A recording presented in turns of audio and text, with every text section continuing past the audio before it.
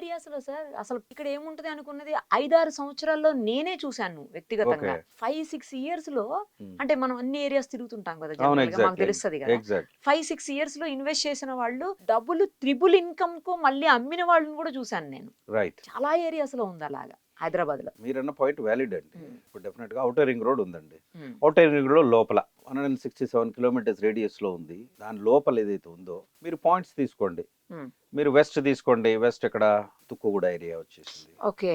తర్వాత మీరు అటు తుర్కంజాల్ వచ్చేసింది. ఉమ్, తర్వాత ఇప్పుడు విజయవాడ హైవే టచ్ అవుతుంది. కొల్లూరు అవన్నీ కొల్లూరు కూడా. అవన్నీ ఇప్పుడు ఉమ్, పటాన్ చెరువు ఏరియా వచ్చేసింది. ఆ, ఈ ఔటర్ రింగ్ రోడ్ లోపల ఉన్నటువంటి ఏరియాస్‌లో ఎవరైతే తీసుకున్నారో ఇన్వెస్ట్ చేసిన డెఫినెట్‌గా వాళ్ళు. ఆ ఏరియా ఎప్పుడైతే రోడ్ ఫార్మేషన్ అయిందో ఓకే. అప్పుడు డెఫినెట్‌గా దానికి యాక్సెసిబిలిటీ పెరిగింది. దాని ల్యాండ్ వాల్యూ పెరుగుతుంది డెఫినెట్‌గా. ఇప్పుడు రియల్ ఎస్టేట్ అనేది ఈరోజు రీసెంట్ రిపోర్ట్స్ ప్రకారం ఎలా అయిపోయిందంటే మీకు ఒకప్పుడు ఒక 15 years back 200 kilometres radius 160 to 200 kilometres radius చుట్టూ ఉన్నది. ఇప్పుడు 500 kilometres radius. It has gone beyond outer ring road and regional ring road. ఆ. రీజనల్ రింగ్ రోడ్ దాటి కూడా ప్లాన్ చేస్తున్నారు. ఇప్పుడు ఒకప్పుడు శంకరపల్లి కావచ్చు లేకపోతే చిలుకూరు ఆ ఏరియాస్ అంతా కూడా జస్ట్ ఒక 10-15 ఇయర్స్ బ్యాక్ కూడా ఇంత కాస్ట్ లేదండి అసలు. ఎస్ ఎస్ అసలు భయంకరమైన కోట్లలో ఉన్నాయి. ఏకర్ వచ్చేసరికి కోట్లలోనే, అసలు లాక్స్ లో ఉన్నది ఏకంగా కోట్లలోకి వెళ్ళిపోయింది. 10-15 ఏళ్ల మధ్యలో చూసాం మనం ఇవన్నీ కూడా. ఎగ్జాక్ట్లీ. మరి ఎందుకు అంత,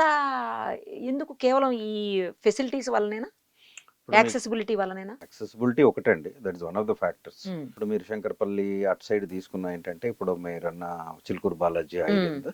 అది కొన్ని సర్వే నెంబర్స్ 111 జీవోకి వస్తాయి. ఓకే. 111 జీవోలు ఏంటంటే G+1 అంతకంటే అంతకంటే పర్మిషన్ ఉండదు. లేదు. మీకు 20% ఓన్లీ కన్స్ట్రక్షన్, 80% ఇది ఓపెన్ స్పేస్. అక్కడ ఏంటంటే అది యాక్సెసిబిలిటీ బాగుంది. అక్కడ ల్యాండ్స్ ఏంటంటే బాగా కొరి పెట్టుకున్నారు ఆల్రెడీ.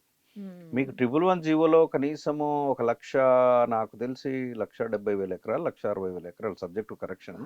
అందులో 90% ఆల్రెడీ కొనేసి పెట్టేసుకున్నారు. అయితే అక్కడ ఎందుకు పెరిగిందంటే అక్కడ farm land concept. Yes yes farm farm land concept అనేది ఎందుకు పెరిగింది?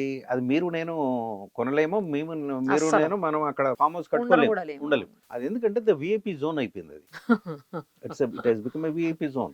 ఒక్కొక్కరు 5 ఎకర్స్ 10 ఎకర్స్ కొనుక్కొని అసలు 40-50 ఏకర్స్ ఉన్నోళ్ళు కూడా ఉన్నారు. తెలుసండి 100 ఎకర్స్ నాకు. కూడా ఉన్నారు ఉన్నారు. ఆల్మోస్ట్. చాలా మందిని వింటున్నాం, చూస్తున్నాం కూడా. అయితే అండి అదేంటి 111 జీవో అనేది సిటీకి దగ్గరగా ఉంది. యాక్సెసిబిలిటీ ఉంది. It's polluted free environment.